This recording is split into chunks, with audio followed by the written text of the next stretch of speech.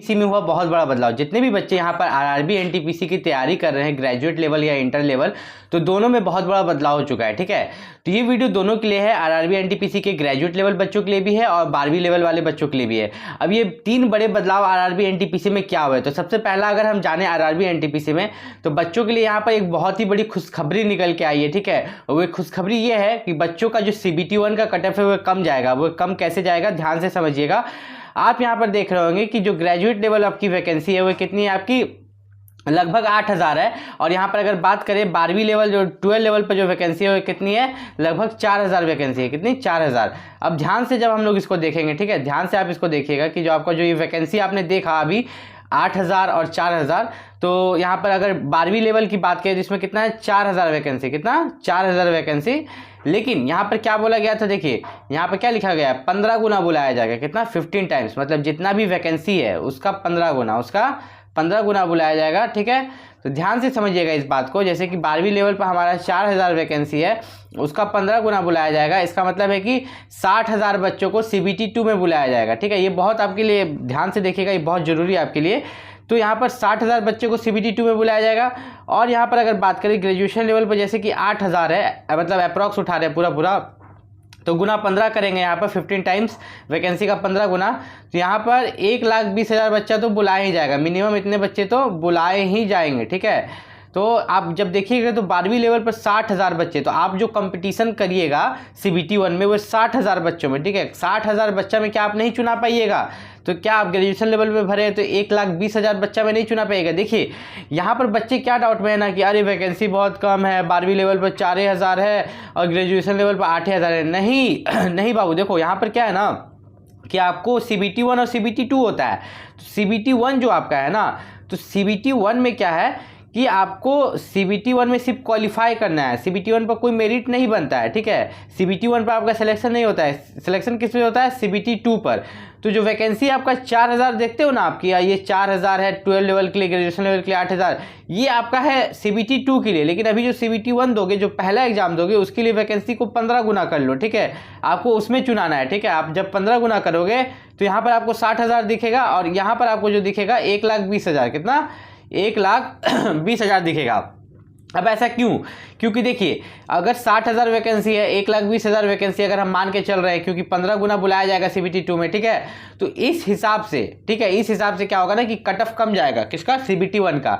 CBT 1 आपका होता है 100 मार्क्स का। ठीक है, CBT जो 1 होता है, CBT 1 एग्जाम, वो 100 मार्क्स का होता है। तो इस कारण से उसका कट ऑफ क्या जाएगा, कम जाएगा, क्योंकि वहां पर जो 15 गुना बच्चों को CBT 2 में बुलाया जा रहा है। ठीक है, यहाँ पर जो फाइनल मेरिट है, ठीक है, फाइनल मेरिट, जैसे कि मान लो एग्जाम के बाद तुम्हारा कट ऑफ गया 80, कितना गया, 80, तो एक फाइनल मेरिट भी लगता है। ठीक है, फाइनल मेरिट बनता है लास्ट में सिलेक्शन के समय, जो कि आपका कट ऑफ से भी ज़्यादा जाता है, जो कि आपका 85 या 90 चला जाएगा, 5 से 10 मार्क्स ज़्यादा चला जाता है। ठीक है, और ये हर जोन में होता है। ठीक है, जहां सबसे ज्यादा पोस्ट है, ठीक है, जहां सबसे ज्यादा पोस्ट है वहां सबसे ज्यादा चांस है सिलेक्शन का।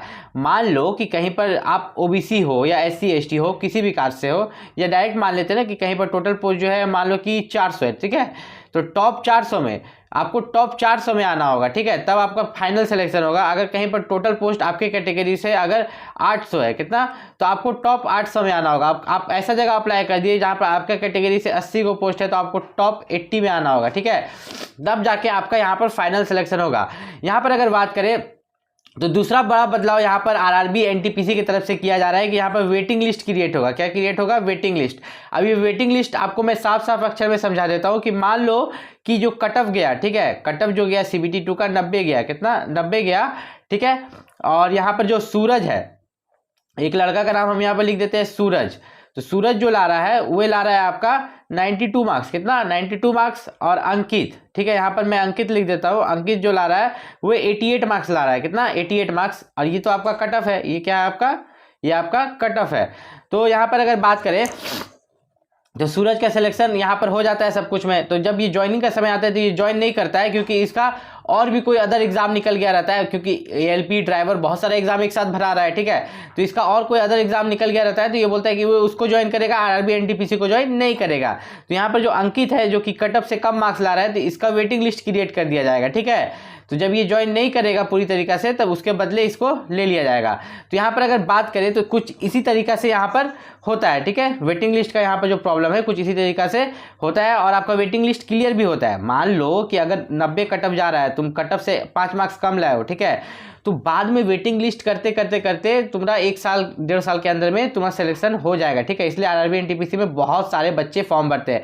अब बात करते हैं यहाँ पर जो तीसरा बड़ा बदलाव हुआ है कि जब पिछले बार आरआरबी एनटीपीसी में जब हम लोग जाते थे यहाँ पर डॉक्यूमेंट वेरिफिकेशन के लिए, तो मान लो कि हमारे पास कास्ट सर्टिफिकेट या कोई भी सर्टिफिकेट नहीं रहता था तो हमें समय दिया जाता था 1 से 2 महीने के कि हाँ जॉब बनवा के ला सकते हो। लेकिन इस बार ऐसा नहीं होगा। इस बार यहाँ पर फॉर्म में साफ साफ लिख दिया गया था कि अगर हमारे पास कोई भी सर्टिफिकेट नहीं होगा और हमने उस सर्टिफिकेट के बदौलत फॉर्म भरा है, मान लो कि जब आप आरआरबी एनटीपीसी का फॉर्म भरते हो, जितने भी बच्चे यहाँ पर ओबीसी वाले हो, एससी वाले हैं, एसटी वाले, ईडब्ल्यूएस वाले हैं, तो फॉर्म भरते समय आपसे इसका ओबीसी एससी एसटी का सर्टिफिकेट नंबर मांगता है। क्या नाम मांगता है? सर्टिफिकेट नंबर मांगता है, इशूइंग अथॉरिटी मांगता है जो कि एसडीओ लेवल या जिसका भी होना चाहिए। तो अगर आप भर रहे हो कि हाँ मेरा सर्टिफिकेट नंबर ये है, हम ओबीसी से बिलोंग करते हैं या एससी से बिलोंग करते हैं या एसटी से बिलोंग करते हैं, लेकिन डॉक्यूमेंट वेरिफिकेशन के समय आपके पास वो सर्टिफिकेट है ये नहीं है, क्योंकि सर्टिफिकेट कौन सा मांगा है आपको? सेंट्रल लेवल वाला, ठीक है, स्टेट लेवल वाला नहीं। देखिए 2 तरह का कास्ट सर्टिफिकेट होता है, एक स्टेट लेवल का होता है, एक सेंट्रल लेवल का होता है। अब जो बच्चा सबके लिए उपाय बताएंगे, अगर आप स्टेट लेवल डाल दिए हैं तो उपाय बताएंगे, लेकिन सेंट्रल लेवल डाले हैं तो बहुत अच्छा है, ठीक है। सेंट्रल लेवल डाले तो बहुत अच्छा है, आपको कहीं पर भी दिक्कत नहीं होगा, ठीक है, कोई भी स्टेज पर। अगर आप स्टेट लेवल डाल दिए तो उसका क्या प्रोसीजर है? देखिए अगर आप स्टेट लेवल डाले हैं तो आप सेंट्रल लेवल वाला अभी बनवा लीजिए, ठीक है, अभी आप सेंट्रल लेवल वाला बनवा लीजिए। और जब आप डॉक्यूमेंट वेरिफिकेशन के लिए जाएगा तो साथ में एक हैप्पी डेपिट लेते जाइएगा। क्या लेके जाइएगा? हैप्पी डेपिट, जिसमें कि लिखा हुआ रहे कि सर उस समय फॉर्म अप्लाई करते समय मेरे पास ये कास्ट सर्टिफिकेट नहीं था तो मैंने अपना स्टेट वाला ही डाल दिया। देखो वो लोग देखना क्या चाहते हैं ना कि ये बच्चा फॉर्म अप्लाई करने से पहले ओबीसी से था कि नहीं, ठीक है, एससी से था कि नहीं, एसटी से, बस ये जानना चाहते हैं। तो उसके लिए तो आपके पास स्टेट लेवल वाला है ही, आप सेंट्रल वाला बनवा सकते हैं और साथ में एक हैप्पी डेपिट कोड से बनवा लीजिएगा कि हाँ मेरे पास था लेकिन सेंट्रल वाला नहीं था जिसे बनाने में समय लग गया। तो यहाँ पर मैं गारंटी नहीं दे सकता, वहाँ पर अगर आपको रिजेक्ट भी करते हैं, ठीक है, क्योंकि आप सेंट्रल वाला कास्ट सर्टिफिकेट नहीं चढ़ाएं, आप स्टेट वाला चढ़ाएं, अगर वहाँ रिजेक्ट भी करते हैं तो यहाँ पर मैं कुछ गारंटी आपको इस चीज़ के लिए नहीं दे सकता, क्योंकि मैं शुरू से बोलते आ रहा हूँ कि अगर आपके पास सेंट्रल सर्टिफिकेट नहीं है तो आपको रिजेक्ट किया जा सकता है। मतलब भगवान भरोसे आप जाइएगा बनवा के सेंट्रल सर्टिफिकेट कि हम स्टेट वाला चढ़ा दिए थे गलती से, अभी सेंट्रल वाला लेके आए, उस समय नहीं था मेरे पास, तो आपको रिजेक्ट शायद ना करे, लेकिन अधिकतर केस में वहाँ पर रिजेक्ट कर देता है, क्योंकि डीबी में भी तो बच्चों को छांटना रहता है, डॉक्यूमेंट वेरिफिकेशन में भी तो बच्चों को छटाई करना पड़ता है, तब ना बच्चा कम होगा, ठीक है। अगर यहाँ पर बात करें CBT 1 के बारे में, क्योंकि CBT 1 पास नहीं कीजिएगा तो बाकी का आगे का कोई प्रोसेस नहीं होगा। तो CBT 1 में ध्यान से अगर आप देखें यहाँ पर तो टोटल आपको 90 मिनट का समय मिलता है। कितना मिनट का? 90 मिनट का समय मिलता है। यहाँ पर 3 सेक्शन है आपका। जनरल अवेयरनेस, सबसे पहले आपको जीके करना चाहिए। क्या करना चाहिए? जीके का 40 क्वेश्चन है। मतलब जब एग्जाम में आप कंप्यूटर पर बैठिएगा या अभी टेक्स्ट बुक पर टेस्ट सीरीज दीजिएगा तो सबसे पहले कौन सा सेक्शन अटेम्प्ट करना चाहिए? जनरल अवेयरनेस का, जिसमें कि 40 क्वेश्चन रहता है, क्योंकि इसमें बनाना नहीं पड़ता है, मैथ और रीजनिंग की तरह इसमें क्वेश्चन सॉल्व नहीं करना पड़ता है, डायरेक्ट जो आता है बनाते जाइए, ठीक है। और फिर आगे आपको 2nd नंबर पर रीजनिंग का करना चाहिए और 3rd नंबर पर आपको मैथ का करना चाहिए, ठीक है। अगर वहीं पर बात करें आपको समय मिलता है 90 मिनट का। कितना? आपको 90 मिनट का समय मिलता है, ठीक है, 90 मिनट का समय मिलता है और उसी में आपको ये तीनों सॉल्व करना है, ठीक है। तो सबसे खास बात आपको याद रखना है कि यहाँ नेगेटिव मार्किंग भी है, 1/3 का नेगेटिव मार्किंग है। तो जो क्वेश्चन नहीं आता है उसको सॉल्व नहीं करना है, क्योंकि आपको नॉर्मलाइजेशन से भी मार्क्स मिलता है। किससे? नॉर्मलाइजेशन से। अब नॉर्मलाइजेशन से कैसे मार्क्स मिलता है, ध्यान से समझो, ताकि अभी से आप उस तरह से प्रैक्टिस कर पाओ। पहला तो एक चीज़ आप जानते हो कि नॉर्मलाइजेशन एक चीज़ पर डिपेंड करता है कि आपका कौन सा शिफ्ट था, इजी शिफ्ट था, ठीक है, कि हार्ड शिफ्ट था, ठीक है, इस पर डिपेंड करता है।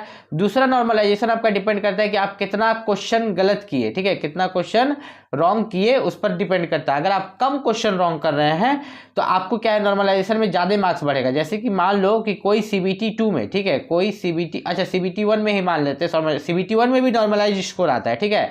तो 100 में से कोई बच्चा लाया 60, ठीक है, लेकिन वो क्वेश्चन बहुत कम गलत किया है, ठीक है, तो उसको यहाँ पर 15 से 20 मार्क्स नॉर्मलाइजेशन में बढ़ जाएगा, जो कि इसको हो जाएगा यहाँ पर, ठीक है, 15 से 20 मार्क्स नॉर्मलाइजेशन में बढ़ जाएगा 75, ठीक है, 75 to 80 हो जाएगा, ठीक है। तो यहाँ पर अगर हम देखें तो अगर आप यहाँ पर RRB NTPC में तैयारी कर रहे हो तो कुछ बुक्स है, कुछ किताबें हैं जो आपके पास होना बहुत जरूरी है। अब देखो मैं ऐसी किताबों का नाम बता रहा हूँ जो कि फेमस है। पिछले साल जो बच्चे अभी जो स्टेशन मास्टर में ड्यूटी कर रहे हैं, जो टीटी में ड्यूटी कर रहे हैं, ठीक है, तो जो रेलवे ग्रुप डी में ड्यूटी कर रहे हैं, ठीक है, तो जो इस बुक को पढ़ के पास हुए थे वही बुक का नाम बता रहा हूँ मैं, किसी बुक का प्रचार नहीं कर रहा, ठीक है। वो बुक जेन्युइन था और वो बुक का नाम था किरण पब्लिकेशन। क्या नाम था उसका?